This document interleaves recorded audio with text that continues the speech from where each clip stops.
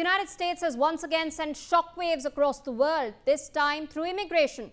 In a sweeping and unprecedented move, the Trump administration has frozen immigrant visa processing for citizens of 75 countries, triggering anxiety among millions of families, students, workers, and businesses globally.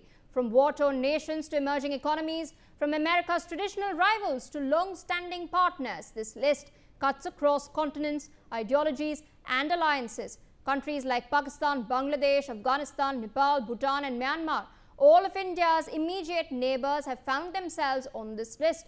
But India is missing. That omission has sparked a political debate in Washington, anger amongst Trump's own MAGA voter base, and intense scrutiny from global media asking one key question: what is the real logic behind this freeze? Is this about national security? Is it about border control and political signaling ahead of elections, the midterms that are slated to take place in November? Or is this yet another recalibration of America's global priorities under Trump 2.0?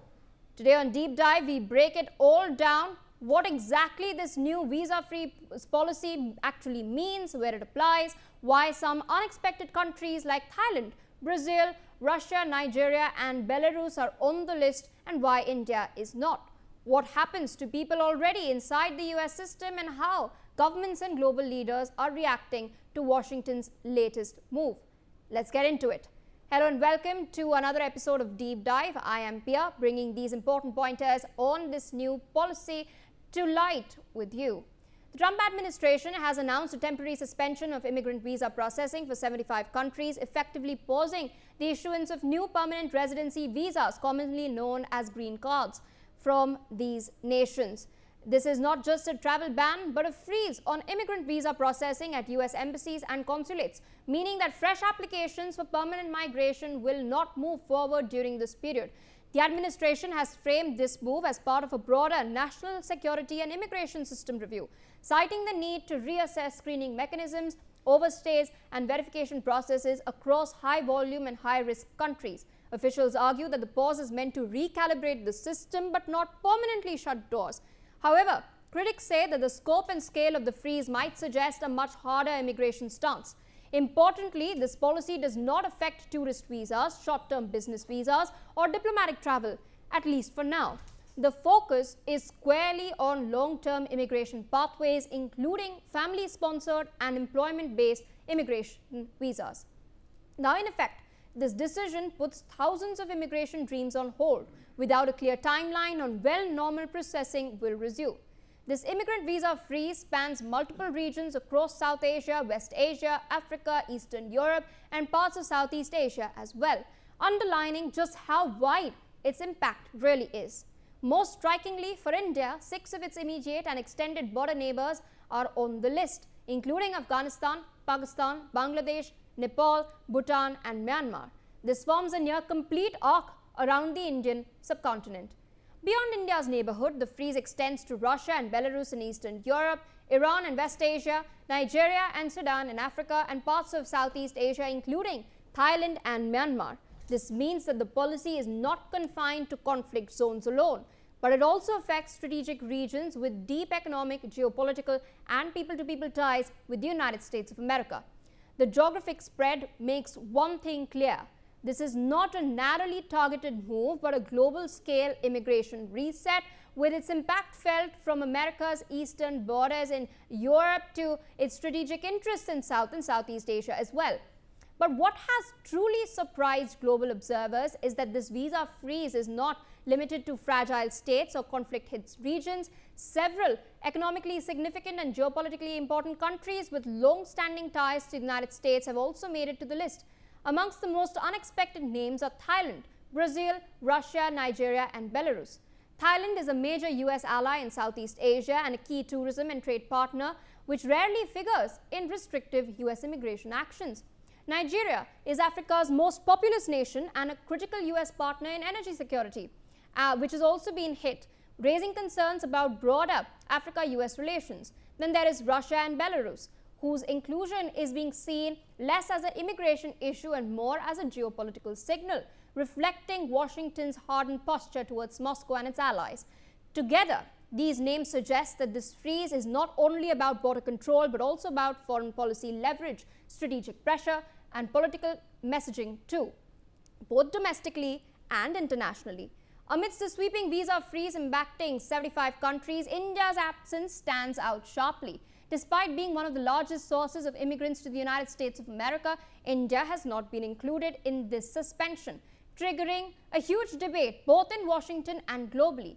Strategically, this exclusion underscores the special status India currently holds in US foreign policy. India is seen as a critical partner in the Indo-Pacific, a counterbalance to China and a key ally across technology, defense and supply chains. Any move that disrupts Indian migration flows, especially skilled professionals, can have direct economic consequences for the United States itself, particularly in sectors like technology, healthcare and engineering. Politically, India's omission has also angered sections of Trump's own MAGA voter base, with conservative commentators questioning why one of the largest immigrant-sending countries has been spared, while others face restrictions. But administration officials have so far maintained that India's screening systems, compliance levels and bilateral cooperation differentiated from countries on the freeze list. For people from these 75 countries, the biggest impact is uncertainty. Applicants who were already in the immigrant visa pipeline, family reunification cases, employment-based green cards or diversity visa winners will now see their cases stalled indefinitely. Those already living in the US on temporary visas are not immediately affected, but the freeze complicates long-term plans. Many who were preparing to transition from work or student visas to permanent residency are now left in limbo, unsure of when or even if the process will restart. Immigration lawyers warn that prolonged pauses often lead to backlogs, expiries of documents, and repeated security checks, making eventual approval slower and more complex. For families that are split across borders, it's not just a policy decision but a personal and emotional blow as well. The visa freeze has, of course, drawn mixed reactions worldwide. Several governments have sought clarifications from Washington, while others have quietly expressed concern over the lack of transparency and timelines. Diplomatically, many affected countries are treating this as a temporary but politically loaded move, choosing caution over confrontation. Global media, however, has been far more direct, calling it a return to Trump-era hardline immigration politics, with headlines questioning whether this is about security or electoral signaling. Analysts across Europe, Asia and Africa have highlighted how the inclusion of countries like Brazil, Thailand and Nigeria weakens the argument that the policy targets only high-risk states. Human rights groups and immigration advocates have also criticized the freeze as collective punishment as well. Supporters of Trump, meanwhile, see it as a necessary reset in America's immigration system. What is clear is that this decision has once again placed US immigration policy at the center of global debate, with its ripple effects being felt far beyond American borders.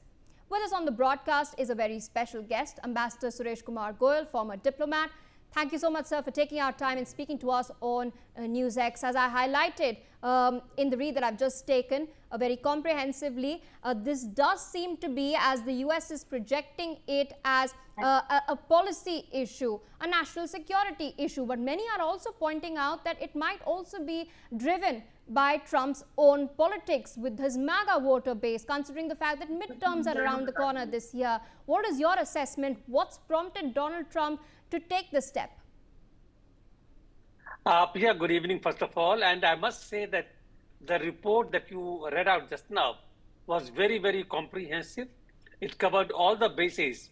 And I don't really know what else can anybody say after such a comprehensive report on the issue like immigration policy of the USA.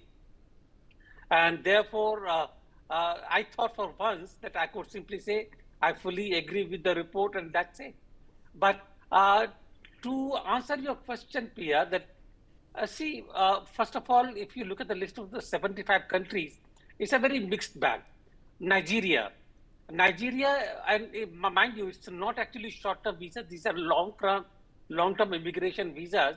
I wonder if H-1B visa is covered under the immigration visas or it's the business kind of a visa. We will get to see really how it impacts on professional visas really. But the point really here is that it's a mixed bag simply if you look at, for example, Russia. How many professionals from Russia would be looking for a long-term immigrant visas to USA? Therefore, our denial of such a process to Russia seems more like a political messaging rather than anything else really. Nigeria, Nigeria, the people who are going there, they're either students. Students are not considered to be long-term immigrant visas. They go there for the studies, or the Christian missionaries. Now, on the one hand, uh, the USA with the agreement of Nigeria goes and bombards the bases from where the attacks on the Christian missionaries have taken. On the other hand, if the Christian missionaries would want to seek long-term immigration to the USA, they don't have the opportunity. So I think it's essentially uh, the Pakistan. Why is Pakistan not covered by it?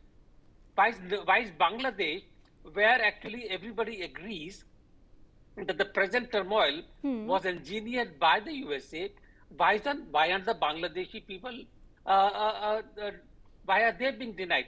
So on the whole, I would simply say it's a part of a political messaging by Trump to indicate where actually his preferences lie and what he can do in case he doesn't like certain country. I am not going to be able to make any political head and tail out of it really. India, uh, very curious again. I don't think Trump has suddenly become very friendly to India or Indo-Pacific has anything to do with it. If Indo-Pacific has something to do with it, like in the earlier regime, they would actually keep India out of the sanctions regime for Chabahar, but they are not. They still want to impose another 25% duty on India because of dealings with Iran. I don't think that is the case at all. If India has been excluded simply because my guess is that those who want to migrate to the USA, the number has already come down. Those who are already there on the H-1B visa, they are there, but uh, no new people, no new professionals are really looking at the USA as a destination for professional work. That's a fact. So that is where I really would be. And like you, Pia, I'm totally flummoxed. I really cannot say anything at all as to why and how. Absolutely, my Honestly. sentiments exactly, Yeah. Ambassador Goel.